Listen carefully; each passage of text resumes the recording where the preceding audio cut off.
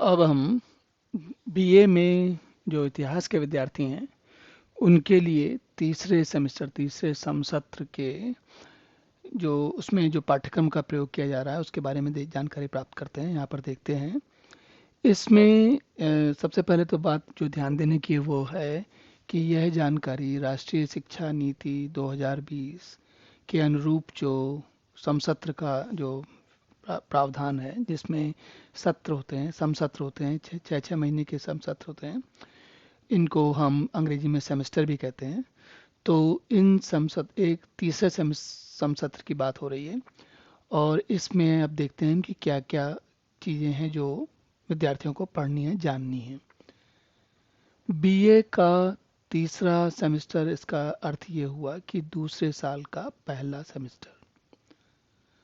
अब तक विद्यार्थी इतिहास के विषय में काफ़ी कुछ जानकारी प्राप्त कर चुका है और उसके अंदर थोड़ी परिपक्वता आ चुकी है।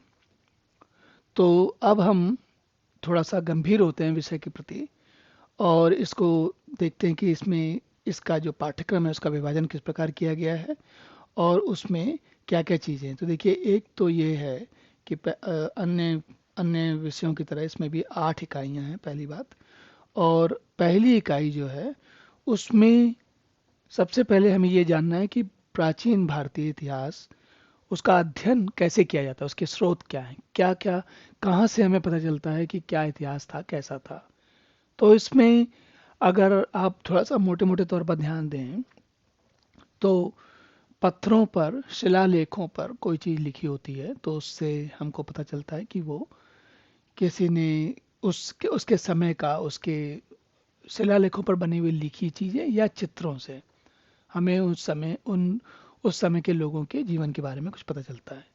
इसी प्रकार उस समय के साहित्य से भी कुछ पता चलता है और मुद्राएं या बर्तन इत्यादि या सोने चांदी की जो धातु की बनी हुई चीज़ें होती हैं उनसे, क्योंकि इन सभी माध्यमों में इतिहास, अगर साहित्य को छोड़ दें, साहित्य का अपना स्वयं का तरीका है, लेकिन बाकी चीज़ों में अ, उसकी आयु कब का था इसके बारे में काफ़ी अच्छा अंदाज़ा लगाया जा सकता है, काफ़ी अच्छा।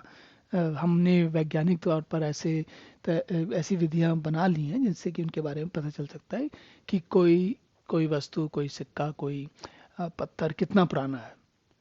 तो उस पर अ, उससे हमें काफ़ी कुछ पता चल जाता है और उससे जो बात पता चलती है वो ऐसी होती है कि जिसके बारे में विद्वान लोग उसको मानते हैं, समझते हैं। तो सबसे पहली इकाई जो है लगभग, इसमें ये समझ लिए कि ये जो पहली इकाई अगर आपको ध्यान से समझ में आएगी तो इतिहास में इसके कारण एक अलग प्रकार की रुचि उत्पन्न होगी। देखिए हमारी, और यहाँ पर आप देखेंगे अगली सारी इकाइयों में वही बात आ गई है जो मैं अभी, जो हम पहले देखते हैं।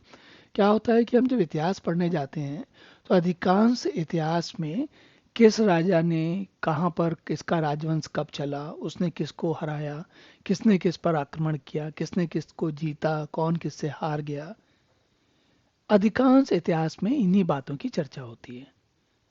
और ये ऐसा नहीं है कि ये बातें महत्वपूर्ण नहीं है, ये बातें महत्वपूर्ण है, निश्चित रूप से महत्वपूर्ण है।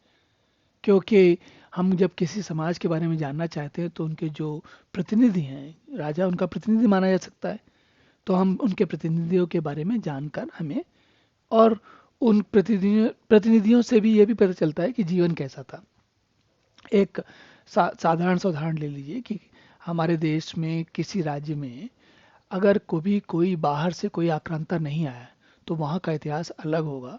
और जिस राज्य में बार बार आक्रांता दूसरे देशों से, दूसरे इसी धरती पर दूसरे भूभागों से, जिनके पास या तो आक्रमण करने के भूख के कारण थे, इनके पास अपनी सामग्री नहीं होती थी, या फिर दूसरे के धनी होने के, उसके धन को लूटने के, या ऐसी कोई आवश्यकता, ऐसे कोई कारण होते जिनके कारण वो आक्रमण करते थे।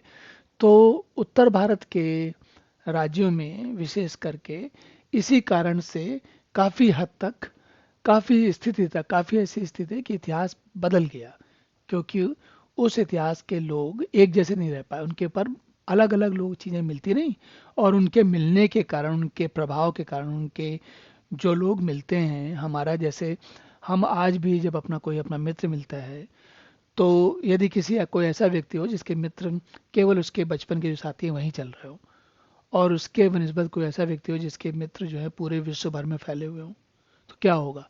जिसको ये मित्र विश्व भर में फैले हुए हैं, उसे स्वाभाविक है कुछ अधिक जानकारी होगी, क्योंकि उसके मित्र कुछ ना कुछ बताएंगे। तो ये बात हम इतिहास में अधिकांश युद्धों की बात करते हैं, जय विजय की बात करते हैं, और बड़े बड़े वंशों की बात करते हैं। और आरंभिक तौर पर देखिए, बीए का ये दूसरे साल का पहला सेमेस्टर है, तो ऐसा नहीं है कि अभी विद्यार्थी कोई बहुत गंभीर शोधार्थी हो गया है, बहुत कुछ जान गया है, अभी सीख रहा है। तो उसके बारे में उसकी रुचि कैसे जगे या क्या चीज़ों पर पहले ध्यान जाता है, उस दृष्टि से इस पाठ्यक्रम को बनाया जाता है। चलिए अब देखते हैं इसमें प्राचीन भारतीय इतिहास के अध्ययन के स्रोत देखने के बाद सबसे पहले जो बात आती है वो हर्ष की आती है। हर्ष मतलब हर्षवर्धन। और उस समय ये आप समझिए कि 1000 एडी ईस्वी के समय की बात है। और उस समय की जो राजनीतिक दशा कैसी है, लोग कैसे हैं, उन सबको जानने के बाद उसी समय में कश्मीर का राजवंश, कन्नौज का यशोवर्मन, सिंध वंश, इन सब लोगों की बात हो रही है इस इकाई में। इसके बाद देखिए अब राजपूतों की उत्पत्ति तीसरी इकाई में राजपूतों की उत्पत्ति, गुर्जर प्रतिहार वंश की उत्पत्ति, त्रिपक्षीय संघर्ष एवं सोलंकी वंश, परमार वंश। तो अब क्या हुआ कि यहाँ पर ये स्थिति बदलने लगी है। ये जो जितने भी नाम सुनने में आ रहे हैं, देखिए राजपूत, गुर्जर, त्रिपक्षीय, सोलंकी, परमार, ये सभी अब योद्धा हैं, ये लड़ाकू लोग हैं। लड़ाकू लोग इसलिए हैं क्योंकि आक्रमण बाहर के बढ़ गए हैं, तो उनसे अपनी रक्षा करने के लिए आपको स्वयं को युद्ध की तैयारी के लिए तैयार रहना पड़ेगा। अगर नहीं रखेंगे तो बाहर के लोग, जैसा कि हमने इतिहास में देखा है, बाहर के जो आक्रमणकारी थे उन्होंने हमें बहुत नुकसान पहुंचाया।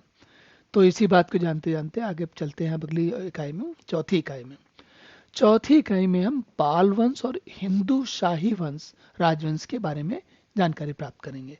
और इनके बारे में अब देखिए, जैसे हमने ऊपर गुर्जरों, परमारों के बारे में जाना, इसी प्रकार पाल और शाही राजवंश। लेकिन पांचवी इकाई से मुस्लिम आक्रमणों के बारे में बात आरंभ हो जाती है। कैसे? देखिए इसमें लोदी, खिलजी, उसके बाद मुगल, ये सब एक एक करके आना आरंभ हो जाते हैं।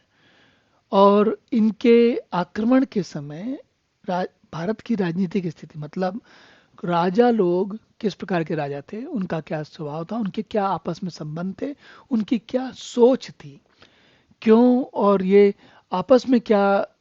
देखिए बाहर के आक्रमणकारी कभी कभी आते थे, लेकिन जो आसपास आपके रहते थे उनसे आपका रोज का संबंध होता था। जब रोज का संबंध होता था तो सारा ध्यान उसी पे लगा रहता था।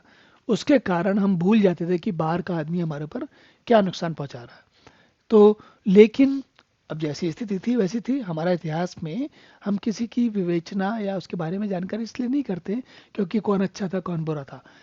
अच्छा बुरा जैसा था, जो जैसा था तब था। अभी तो हम ये जानना चाहते हैं कि क्या हुआ, कैसे हुआ और क्यों हुआ। तो अब हम अगली इकाई में चलते हैं, छठी इकाई में। इस इकाई में हम चंदेल वंश के बारे में पढ़ेंगे। इसी प्रकार सातवीं इकाई में चाहमान वंश, गढ़वाल वंश, कलचुरी वंश, सेन वंश। देखिए इन नामों को जब आप पढ़ेंगे तो आपको स्वाभाविक एक मन में प्रश्न आता है कि ये चंदेल वंश हैं, तो इनका राज्य कहाँ था? चाहमान वंश का राज्य कहाँ था? गढ़वाल वंश का राज्य कब था, कहाँ था, और इनका राज्य कितने समय चला? तो अगर आप एक काम करेंगे, इस इतिहास को पढ़ते समय भारत, इनको ये जानने की कोशिश करेंगे कि ये राज्य कहाँ था और उसका राज्य का मतलब भारत में किस जगह था। और वो भारत का, जैसे आज के समय में हम गूगल अर्थ जैसे एप्लीकेशन का प्रयोग करके पूरे भारत के नक्शे को बड़े आराम से कंप्यूटर में या फ़ोन पर देख सकते हैं। तो हमें देखना चाहिए कि चाहमान वंश, गढ़वाल वंश, कलचुरी वंश, सेन वंश, ये भारत में कहाँ पर थे, उत्तर भारत में थे, दक्षिण भारत में थे, पूर्व में थे, किस जगह थे। और उससे भी आपको थोड़ा थोड़ा इतिहास के बारे में जानकारी थोड़ी आपकी ऐसी बनती जिसमें आपको बातें समझ में आनी आरंभ होती। अगर अब मुझसे कोई कहे, अगर आपसे कोई कहे कि आप चाहमान वंश ने कब कब से कहाँ राज्य किया, कहाँ किया था, उसके राजा कौन थे, तो ऐसे याद रखना थोड़ा कठिन हो जाता है। लेकिन अगर आप उसकी थोड़ी कहानी समझें, थोड़ी गहराई में जाएं, अच्छा ये भारत में किस राज्य में था, उसके बाद उसके उसके कौन कौन से राजा थे, उस समय के लोग कैसे थे। और इसमें एक चीज, एक बात आप अपनी तरफ से और जोड़ सकते हैं। वो क्या जोड़ सकते हैं? आजकल इंटरनेट की सहायता से बहुत कुछ ढूंढा जा सकता है। तो चाहे एक उदाहरण के लिए आपने गढ़वाल वंश लिया या कलचुरी वंश लिया, तो आप अलग अलग लोगों की प्रकृति अलग होती है, स्वभाव अलग होता है, वो अलग अलग बातें जानना चाहते हैं। तो कोई ये जानना चाह सकता है कि इस समय के जो राजा लोग थे वो कौन से सेना, किस प्रकार की सेना बनाते थे, उनकी सेनाओं में अस्त्र शस्त्र कैसे होते थे, इनके ये लोग कैसी क्या पोशाक, कैसी कैसे कपड़े पहनते थे। और ये कपड़ों का जो प्रश्न है वो लड़के लड़कियां दोनों पे लगता है। तो अब ये कुछ मैंने लड़कों की रुचियां बताई, इसी प्रकार लड़कियों की भी कुछ अलग रुचियां हो सकती हैं कि वो किस प्रकार का श्रृंगार करते थे, कैसे कपड़े पहनते थे, उनकी रानियां रानियां कैसे रहती थीं इत्यादि। तो ये जब इनके सब के बारे में आप पूरा जानेंगे तो क्या होगा कि आपके दिमाग में उनकी एक एक एक चित्र बन जाएगा, पूरा एक कहानी सी बन जाएगी। और वो जब कहानी बन जाएगी तो ये सब चीज़ें याद रखना इतना सरल हो जाएगा। और देखिए, याद क्यों रखना चाहते हैं हम? अभी तो हमें परीक्षा के लिए तैयारी करनी है इसलिए हम याद रखना चाहते हैं। लेकिन अब एक बार परीक्षा हो गई, पास हो गए, आगे बढ़ गए, तब फिर क्यों याद रखना है? तो तब इसलिए याद रखना है क्योंकि एक तो इन चीज़ों को जानने का अपना अलग ही आनंद होता है। दूसरी चीज़ होती है कि जब कभी हम विश्व के और लोगों का इतिहास देखते हैं, जैसे आप किसी म्यूजियम में जाएं, बड़े म्यूजियम में जाएं और वहां जाकर देखें तो आपको विश्व का इतिहास दिखेगा। जब विश्व का इतिहास दिखेगा तो आप सोचेंगे अच्छा सेन वंश का इतिहास तो उस समय ऐसा था, लेकिन जो चीन में किसी राजा का या यूरोप में किसी राजा का इतिहास कैसा उस समय था, तो उसकी हम तुलना कर सकते हैं। और एक तो बड़ा ही, जैसे ये 8वीं इकाई आती है, तो 8वीं इकाई में बार बार ये प्रश्न मन में आता है कि ये मुस्लिम, तुर्क, महमूद गजनवी, मोहम्मद घोरी, मुस्लिम आक्रांता है कि करके उनके पहले चंगेज खां, और ये जो जितने सारे लोग थे, ये आक्रमण क्यों करते रहे? क्यों इनको ऐसा समझ में आता था कि ये आके वहां पर आक्रमण करते थे? देखिए, ये हजारों किलोमीटर दूर चलकर आते थे, और पता नहीं उनके पास घोड़े होते थे कि पैदल आते थे। तब सड़कें तो ऐसी बनी नहीं थी, तो जंगलों से होते हुए आते होंगे। तो कैसे चल के आते होंगे? हजारों किलोमीटर चल के आए, फिर आक्रमण किया, फिर जीता, फिर वापस गए। तो ऐसा सब क्यों करते थे वो लोग? ऐसे प्रश्न यदि मन में उठते हैं तो और उनके उत्तर हम ढूंढते हैं, तो ये जो कुछ भी मोहम्मद घोरी कर रहे हैं या महमूद गजनवी कर रहे हैं, महमूद गजनवी कहाँ आक्रमण कर रहे हैं? वो दिल्ली के आसपास या उत्तर में कर रहे हैं। मोहम्मद घोरी का आक्रमण कर रहे हैं, कहीं गुजरात में कर रहे हैं। और यहीं तक थोड़ी है, और भी बहुत सारे हैं ऐसे भी आक्रांता हुए हैं जिन्होंने तक्षशिला में, या तो तक्षशिला तो गंधार के पास है तो वहां तो आक्रमण समझ में आता है, लेकिन वो पटना पाटलिपुत्र तक पहुंच गए, तो बहुत दूर दूर तक गए, वहां तक जाके आक्रमण किया।